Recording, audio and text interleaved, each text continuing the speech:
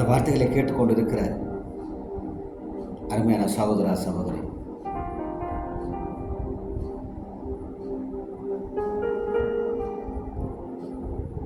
அவன் ஒரு நாள் புத்தி தெரிந்தது. இளைய குமாரனுக்கு புத்தி தெரிந்தது. இன்றைக்கு இந்த வார்த்தைகளை நீங்கள் கேட்டுக்கொண்டு இருக்கிற பொழுது, இந்த வார்த்தையை நீங்கள் படிக்கிற பொழுது, இப்பொழுது உங்களுடைய உள்ளங்களிலே ஆண்டவராகிய இயேசு கிறிஸ்து பேசிக் கொண்டிருக்கிறார். உன் பாவத்தை விட்டு மனம் திரும்பு, உன் அநியாயத்தை விட்டு மனம் திரும்பு, உங்களுடைய பொல்லாத வழிகளை விட்டு நீங்கள் மனம் திரும்புங்கள். ஏனென்று சொன்னால் கர்த்தராகிய இயேசு கிறிஸ்து உங்களை எதிர்பார்த்து காத்து கொண்டிருக்கிறார். நீ அவரோடு இருந்த ஒரு நல்ல உறவை விட்டு விலகி போனதை அவர் பார்த்து கொண்டிருக்கிறார். உன்னை மீண்டும் என்னுடைய மகன் மகள் வருவான் என்று சொல்லி, நீங்கள் குடும்பமாய் வருவீர்கள் என்று சொல்லி உங்களை குறித்து பார்த்து கொண்டிருக்கிறார்.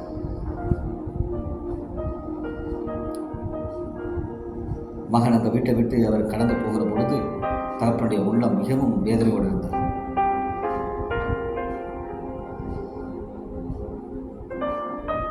ஆனால் மகன் ஒரு சரியான ஒரு மனமாற்றத்தோடு வந்தான்.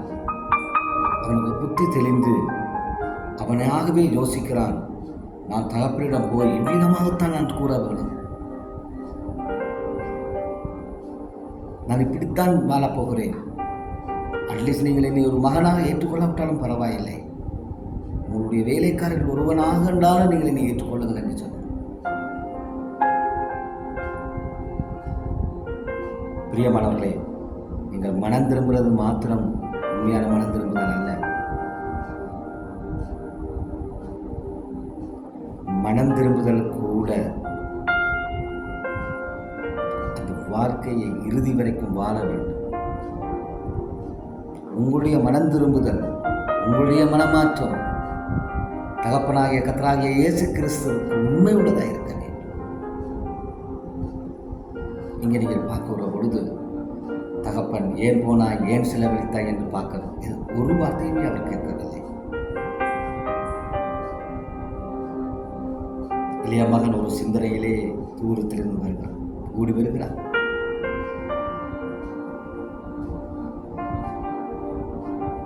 ஆனால் தகப்பன் தூரத்தில் வருகிறதை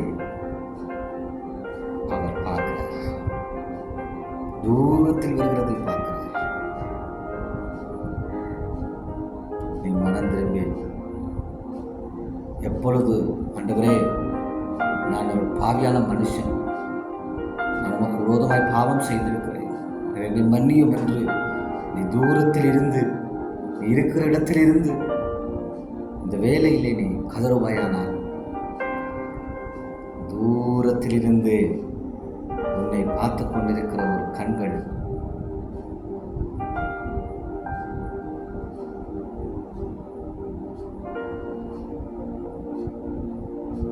இஷ்டவேலரை காக்கிறவர் உறங்குவதும் இல்லை, தூங்குவதும் இல்லை. அவரே நித்திய வெளிச்சமாய் இருக்கிறார். உன் துக்க நாட்கள் முடிந்து போனது.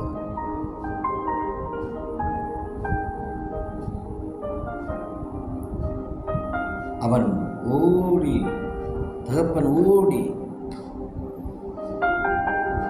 அவனை கட்டி இறுக அணைத்து அவனை முத்தம் செய்தார்.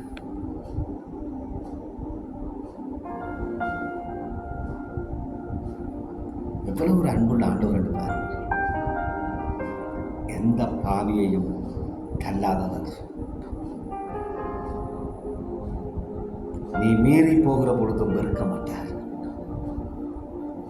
இன்றைக்கு உன்னுடைய குடும்பத்தாரோ, சமுதாயமோ, ஒரு குழுவோ ஏதோ உன்னை ஒதுக்கலாம். கவலைப்படாது. கர்த்தராகிய இயேசு கிறிஸ்து உன்னை காண்பாராக இருந்தால் எதையுமே கேட்க மாட்டார். நீ சரியில்லாதவன் என்று சொல்ல மாட்டார். உன்னுடைய பழைய வாழ்க்கைகளை குறித்து பேச மாட்டார். அவருக்கு தெரியும் என்னுடைய பிள்ளை மனம் திரும்பி வருவான் என்று சொல்லி உனக்காக அவர் அவளோடு வலிமேல் விழி வைத்து பார்த்து கொண்டிருக்கிறார்.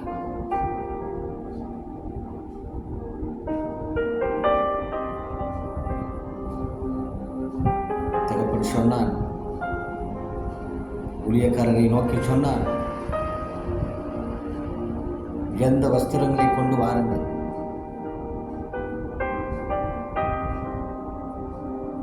இவனுடைய கைக்கு மோதிரத்தை போடுங்கள், உன்னுடைய கால்களுக்கு பாதரட்சியை போடுங்கள்,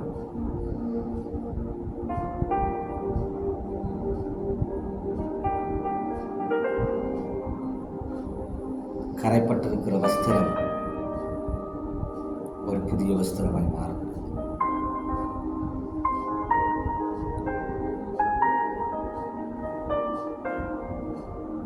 ஆண்டவராகிய தேவன் ஒரு புதிய வஸ்திரத்தை நமக்கு கொடுக்க ஆவிக்குரிய வார்த்தையை சொல்கிறேன்.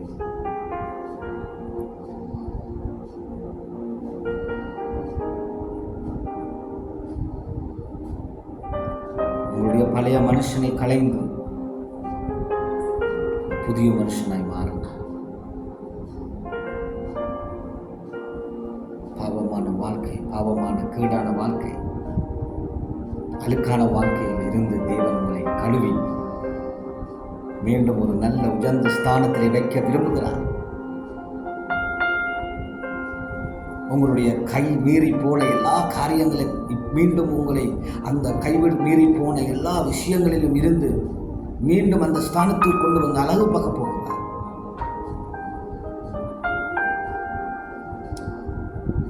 இது இயேசுவால் ஆகாதது ஒன்றுமில்லை.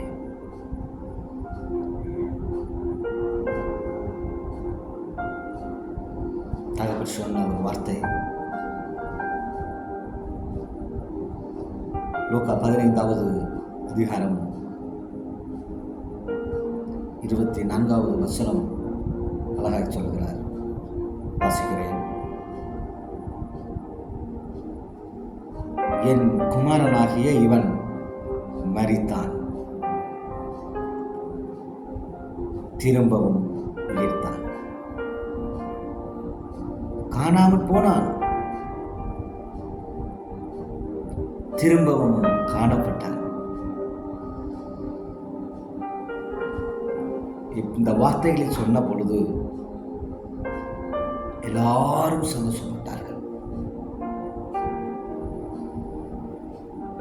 காணாமல் போன மகனை மகளே, தகப்பனாகிய இயேசு உன்னுடைய மனம் திரும்புதலை குறித்து, உன்னுடைய வருகையை குறித்து எதிர்பார்த்து காத்து கொண்டிருக்கிறார்.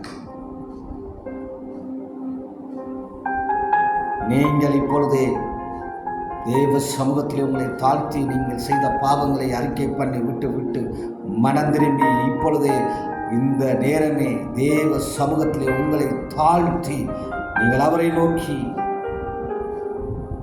இப்பொழுது நீங்கள் வருவீர்களாக இருந்தால் இயேசு கிறிஸ்து உங்களை ஏற்றுக்கொள்ளவும் உங்களை அழகுபடுத்தவும் அந்த ஸ்தானத்திலே கொண்டு வைக்கவும் ஆவலாக இருக்கிறார்.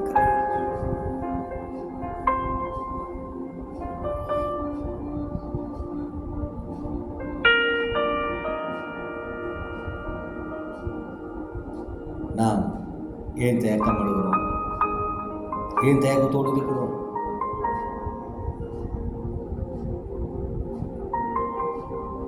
ஆண்டவருடைய வார்த்தை இவ்வாறாக சொல்கிறது. வானமும் பூமியும் ஒளிந்து போகும், என் வார்த்தைகளோ என்றுமே ஒளிவதில்லை.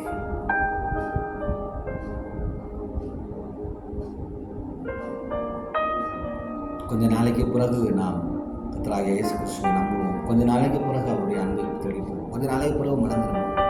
நோ,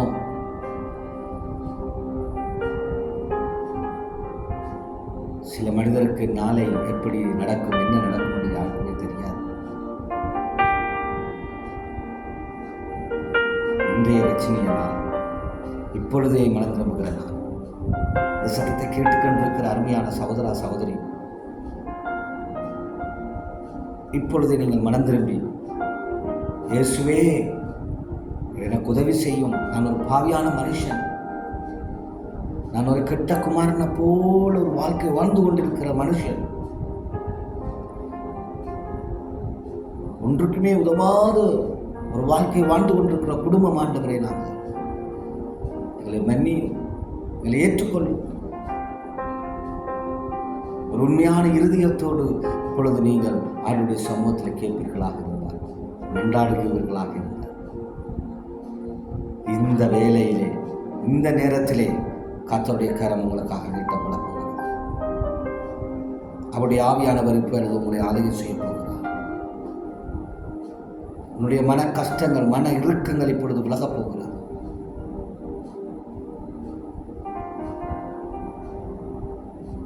நான் வாழ்வதா சாவதா என்று நீ உன் இருதயத்திலே யோசித்துக் கொண்டு இருப்பாயானால், கர்த்தராகிய இயேசு கிறிஸ்து சொல்லுகிறார், நான் உன்னை வாழ வைக்கப் போகிறேன். நீ சாவதற்காக அல்ல. மரணம் எல்லா மனுஷருக்கும் இருக்கிறது. சில பேருக்கு மரணம் முந்திக் கொள்ளும். நான் உன்னை நித்திய மகிமைக்காக, மாட்சிமைக்காக உன்னை நான் அழைத்திருக்கிறேன். என்னுடைய நோக்கம், என்னுடைய திட்டம் உன்னுடைய வாழ்க்கையில் நிறைவேறும்படியாக இப்பொழுது நீ ஒப்புக் கொடுப்பாயா?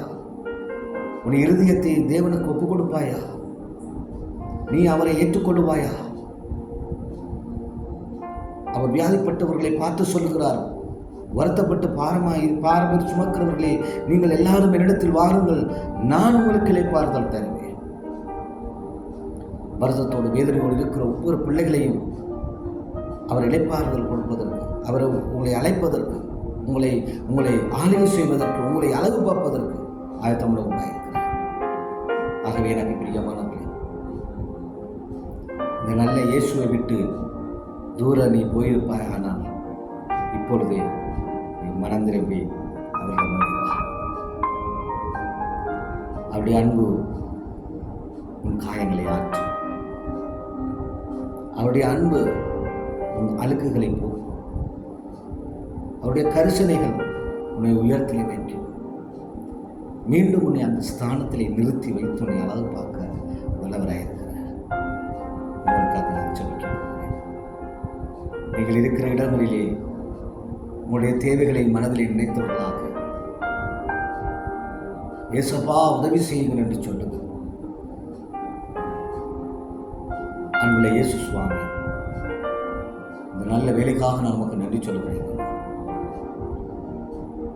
இந்த வேலையில் இந்த ஆண்டவரே டிவி சேனலில்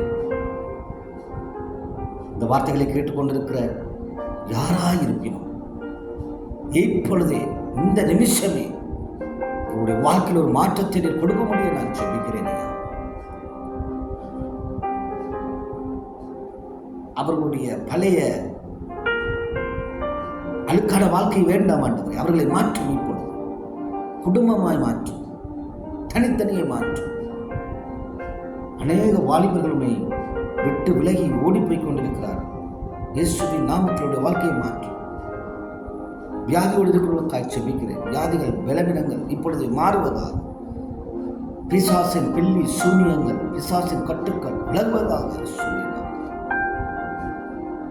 ஏவர்களுடைய கிரியைகள் விலகுவதாக, இயேசுவின் நாமத்தில் மந்திரம் சூனியங்கள் இயேசுவின் நாமத்தில் விலகுவதாக, கேன்சர்கள் விலகுவதாக, அஸ்மா விலகுவதாக. ஆண்டவரே, இரத்தங்களிலே இருக்கிற பிரச்சனைகள் இப்பொழுது மாறுவதாக, நரம்பு பிரச்சனைகள் சீராவதாக உங்களுடைய கரத்திலே இந்த வேலையை நான் ஒப்புக் கொடுத்து ஜெபிக்கிறேன். உங்களுடைய அற்புதத்தை இப்பொழுது நீ நடத்தி கொண்டிருக்கிறதுக்காக ஸ்தோத்திரம். இப்பொழுது உங்கள் பிள்ளைகள் குணமாக்கி கொண்டிருக்கிறதுக்காக ஸ்தோத்திரம். நீர் குணமாக்கினதுக்காக ஸ்தோத்திரம். விசுவாசித்த பிள்ளைகளுக்கு நீர் செய்த அற்புதங்களுக்காக ஸ்தோத்திரம். நீர் பெருகவும் உங்களுடைய நாம மகிமைப்படவும் நாங்கள் சுகப்படுத்த செய்யும். இயேசு கிறிஸ்துவின் மூலமாக இந்த இந்த நல்ல சிப்பத்தை ஏறெடுக்கிறேன். பரிசுத்தமுள்ள நல்ல பிதாவே, ஆமென். ஆண்டவர் தாமே உங்கள் அனைவரையும் ஆசீர்வதிப்பாராக. God bless you.